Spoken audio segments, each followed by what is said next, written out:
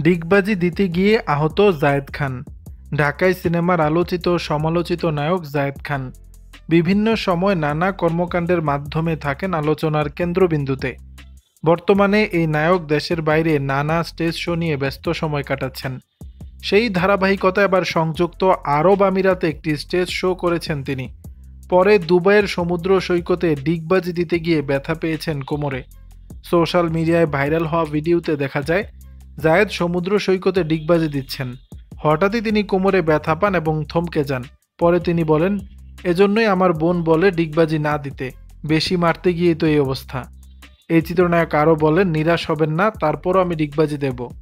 প্রসঙ্গত, ঈদের একদিন আগে মুম্বাই থেকে দেশে ফেরেন জায়েদ খান। ঈদের ছুটি শেষ না হতে এবার উড়াল দিয়েছেন দুবাই। তার আগে লন্ডন মাতিয়ে আসেন তিনি। সব ঠিক থাকলে আগামী ৩ আগস্ট কানাডা মাতাতে যাবেন এই চিত্রনায়ক। দর্শক, বিষয়টি নিয়ে আপনাদের মতামত জানাবেন নিচের কমেন্ট বক্সে।